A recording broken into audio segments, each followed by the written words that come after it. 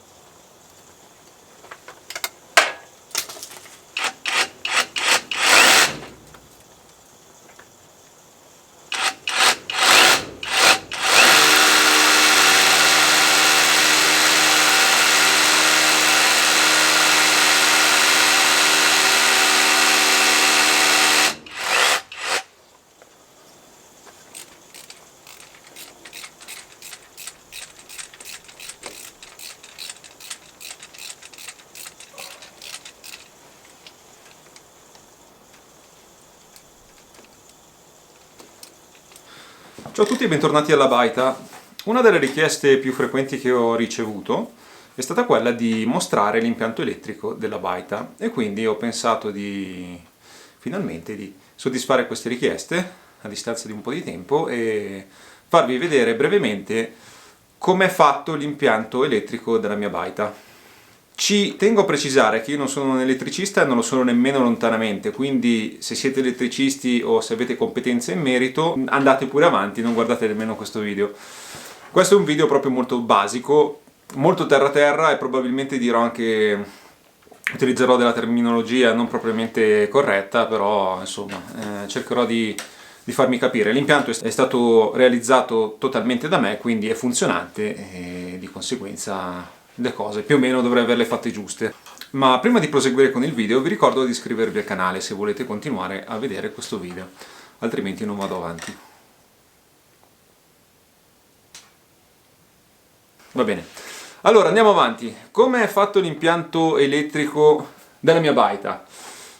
È un impianto off-grid, quindi è totalmente indipendente e scollegato dalla rete. È fondamentalmente composto, io direi, da 4 elementi principali. L'elemento numero 1 è la fonte di energia, l'elemento numero 2 è l'accumulatore di energia, l'elemento numero 3 è il regolatore di tensione e il quarto sono le utenze.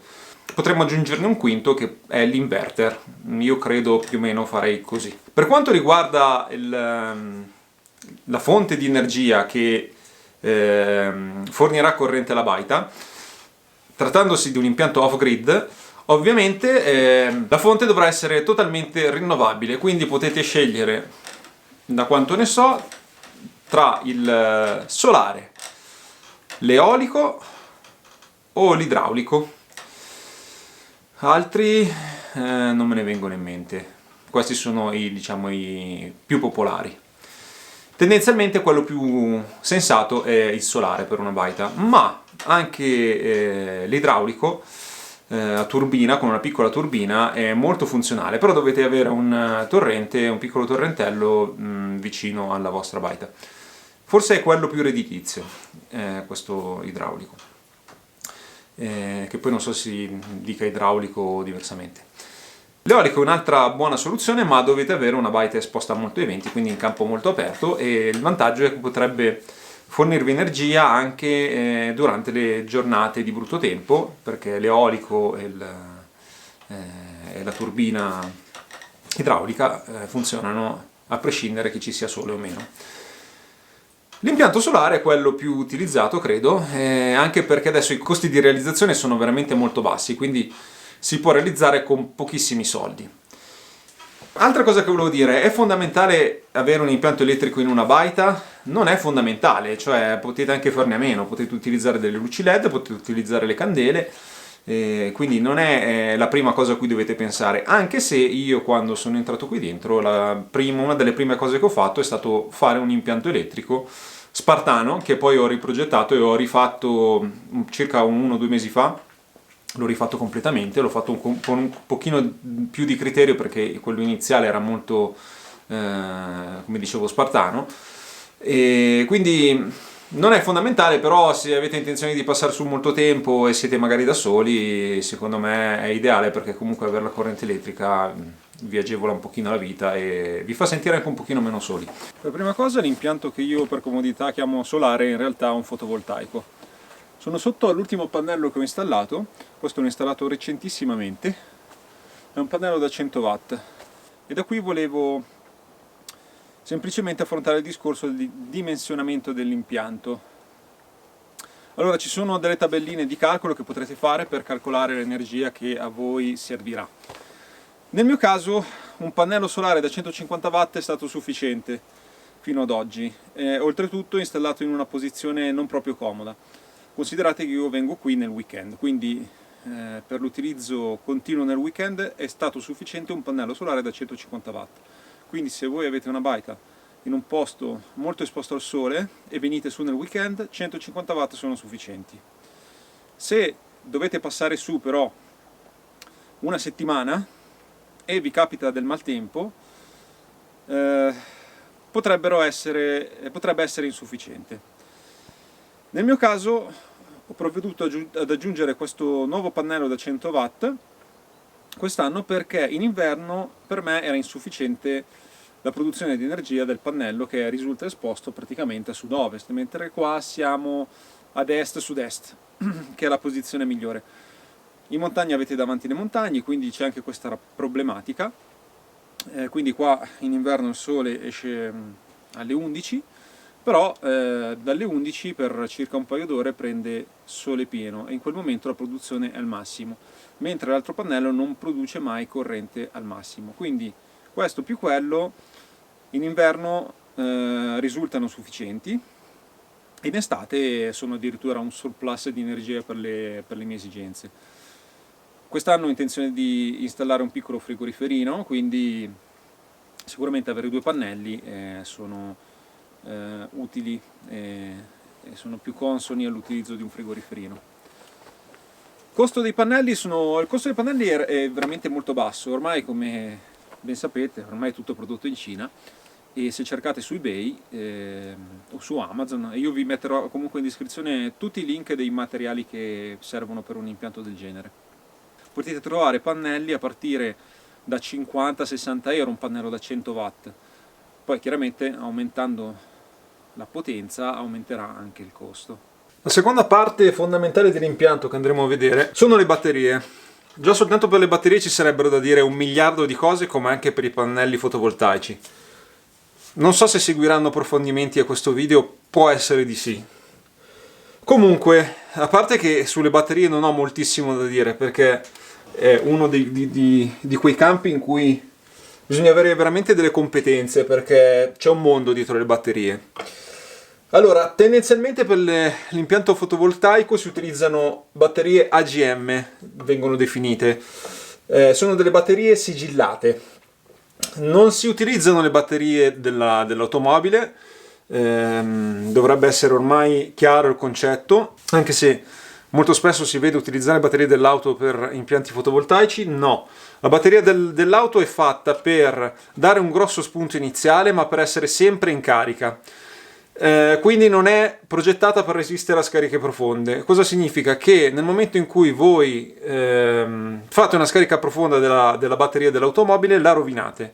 Una scarica profonda è già rovinata. Queste batterie AGM sono batterie progettate per resistere a più cicli di scarica profonda, anche se è meglio evitarli.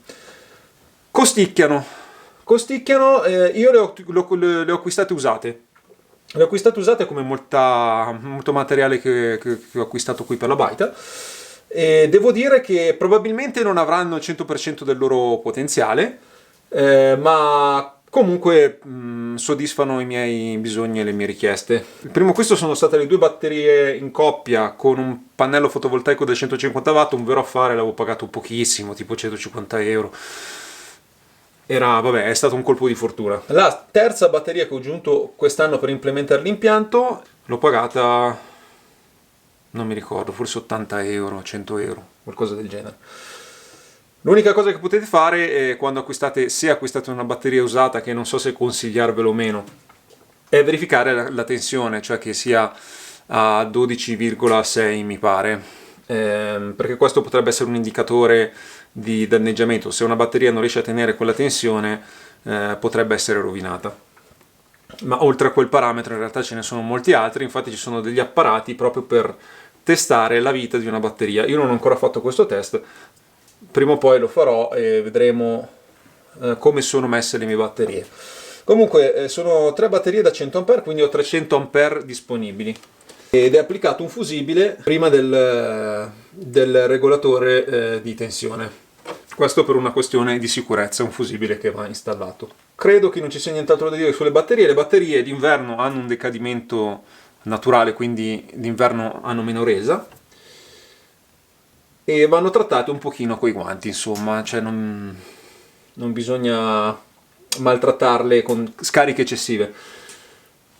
La gestione delle batterie avviene tramite il regolatore di tensione, che adesso andiamo a vedere. Una cosa che mi sono dimenticato di dire è che l'impianto è a 12 volt, quindi le batterie sono collegate in parallelo. Questo è il pannello che ho predisposto recentemente, e diciamo che questo è un po' il cuore dell'impianto. Questo è il regolatore di tensione. Questo è un apparecchietto che in realtà potete trovare con pochi soldi, è sempre una cinesata. Grazie a questa cinesata siamo riusciti ad abbattere prepotentemente i costi di un impianto fotovoltaico. In realtà non è solo per il fotovoltaico, perché potrebbe essere utilizzato credo anche per altri generi di impianto.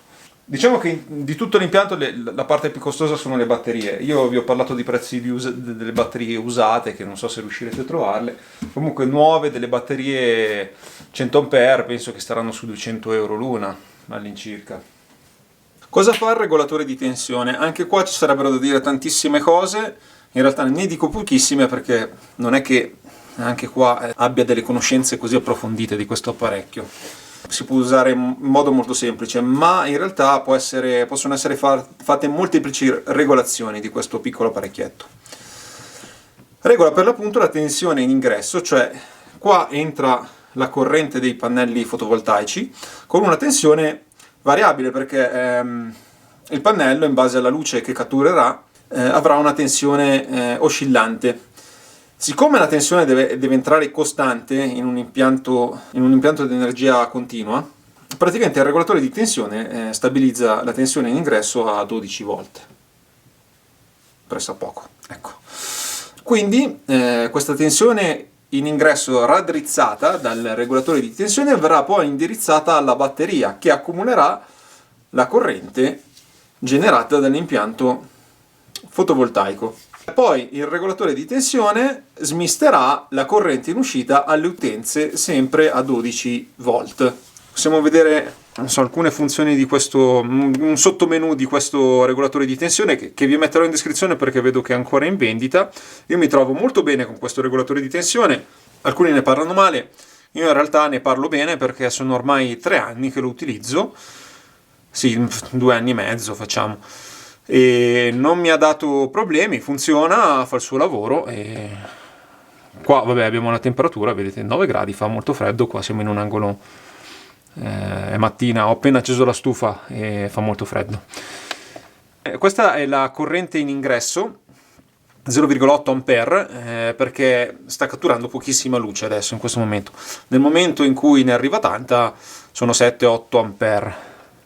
Questo dovete acquistarlo proporzionato all'impianto, in base all'amperaggio in ingresso che vorrete avere. Quindi se voi tappezzate il tetto della vostra baita di pannelli fotovoltaici e avete un ingresso di milioni di ampere, dovete dimensionare il regolatore di tensione all'impianto. Questa è la corrente in uscita, che adesso è 0 perché è tutto spento. Questo è l'accumulo di corrente immagazzinata nei giorni, e questa è la corrente consumata in uscita, eccetera eccetera. Può essere impostato in base alle batterie che utilizzerete, quindi vabbè, nel mio caso è stato impostato per le batterie AGM, potrete impostarlo anche per altre batterie. Dal regolatore di tensione si dirameranno tutte le varie utenze. Quindi avremo le nostre belle lampadine LED. Questa è una lampadina LED, hanno un consumo abbastanza irrisorio. Io vi consiglio di acquistarle su AliExpress, che costano molto poco. Potrete collegare delle prese USB, potrete collegare quello che vorrete, ma sempre a 12 volt. Riguardo a un discorso prettamente estetico, la soluzione che ho adoperato quest'anno è stata quella di utilizzare del filo trecciato vintage, con degli interruttori vintage e degli isolatori in porcellana.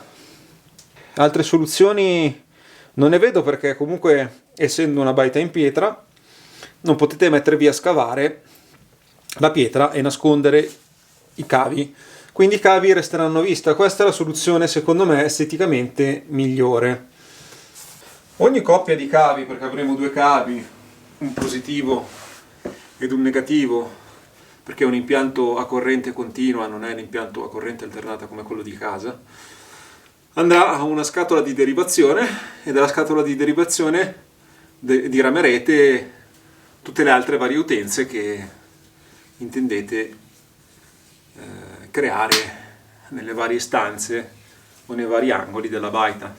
Poi applicherete o degli interruttori o dei deviatori. Nel mio caso ho fatto un impianto semplicissimo, solo con degli interruttori. Non è detto che più avanti installerò anche dei deviatori di corrente. Comunque per il momento è così e va tutto bene. Ma la grande svolta del rifacimento dell'impianto elettrico della baita di quest'anno è stata l'applicazione di un inverter. Cos'è l'inverter e cosa fa l'inverter? L'inverter converte la vostra corrente continua a 12 volt in corrente alternata a 220, come quella di casa. Quindi voi adesso penserete, posso avere un impianto uguale, identico a quello di casa? Non è così, perché anche qua entriamo in un mondo di approfondimenti. Per prima cosa, l'inverter va collegato direttamente alle batterie, e questo lo so di per certo. Dovrete calcolare l'assorbimento massimo degli degli apparati che intenderete collegare a questi inverter, perché dovrete acquistare un inverter dimensionato agli apparati che vorrete utilizzare. Più sarà alto l'assorbimento dei vostri apparati e più sarà alta la potenza erogata dal vostro inverter, più aumenteranno i costi dell'apparato. Altra cosa fondamentale da tenere conto è la differenza tra inverter ad onda pura ed onda sinusoidale modificata. Allora, la corrente alternata per l'appunto si dice alternata perché ha dei picchi e delle oscillazioni, diciamo, quindi è così. È proprio così. Un inverter ad onda quadra modificata cosa fa? Crea una simulazione di questa corrente alternata, cioè in realtà fa una corrente alternata squadrata. Non è una corrente sinusoidale perfetta. Questo cosa comporta? Che un inverter di quel genere, utilizzato elettrodomestici o apparati elettrici delicati e costantemente collegati all'inverter, a lungo andare rischiano di rovinarsi. Quindi costano meno, ma hanno questa problematica, questo limite. Finché voi dovete utilizzare un apparato per breve tempo e saltuariamente, vanno benissimo, costano molto meno. Se invece voi avete intenzione di utilizzare un apparato come un frigorifero, ad esempio, a compressore, e tenerlo collegato per molto tempo, forse è meglio un'onda pura, non modificata. Questo è un inverter da 1000 watt costanti, 2000 watt di picco, cioè può tenere per un breve tempo 2000 watt massimi di assorbimento e può erogare costantemente fino a 1000 watt. È un'onda pura e sono riuscito a trovare questo inverter su Amazon, vi metto il link in descrizione, perché secondo me è un ottimo inverter per il momento si sta comportando molto bene ed è quello, diciamo, più economico che sono riuscito a trovare fino ad oggi. Qua potrete collegare la vostra presa qua c'è una presa di corrente come quella di casa 220, due prese USB che potrete utilizzare sempre, e qua si apre un nuovo capitolo praticamente, perché grazie all'inverter, oltre ad una serie di apparati a 220 che potrete collegare che vi faranno comodo, si possono utilizzare anche degli utensili a batteria, e al giorno d'oggi con le batterie agli ioni di litio si possono veramente avere degli utensili, degli strumenti molto potenti. Come sapete, inizialmente io, quando ho iniziato a fare lavori alla baita, mi sono sempre arrangiato con attrezzi manuali, ma adesso ho voluto fare un pochino l'evoluzione, e dato che per rifare l'impianto elettrico della baita necessitavo di un tassellatore per forare la pietra, perché a mano difficilmente riuscirete a forare la pietra, avrete bisogno di uno strumento, di un tassellatore a percussione. Allora mi sono informato un pochino su come poter utilizzare questi utensili senza doverli portare ogni volta a casa per la ricarica. Quindi tramite il vostro inverter potrete far funzionare la vostra stazione di ricarica per le batterie dei vostri utensili, ricaricare le batterie e utilizzare tutta una serie di utensili che funzionano con lo stesso tipo di batterie. Qua si può parlare di tante marche. Io ho optato per Enel, ma ci sono altre marche valide come Bosch, Makita ed altre ancora. Personalmente ho ritenuto che Enel fosse quella con il rapporto qualità-prezzo migliore. Quindi grazie a questa stazione e grazie a queste batterie potrete far andare tutta una serie infinita di utensili che vi possono agevolare tantissimo nelle operazioni. Vi faccio vedere, ad esempio, questo qui è il mio tassellatore, è veramente molto potente.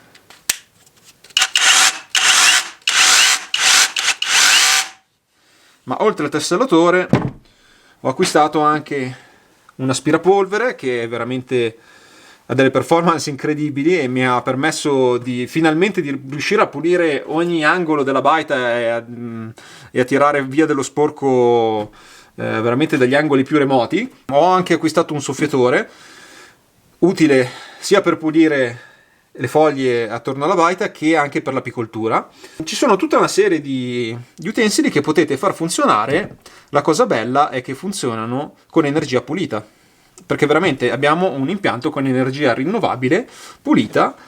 Non dovete utilizzare carburante. Qua si apre un mondo anche di utensili tipo il decespugliatore o anche la motosega elettrica. Io utilizzo una motosega a scoppio perché vabbè, una motosega elettrica sarebbe forse insufficiente, ma vi posso garantire di non essere prevenuti nei confronti di questi utensili elettrici perché hanno veramente delle performance incredibili e vengono utilizzati anche dai professionisti come tree climber, ad esempio.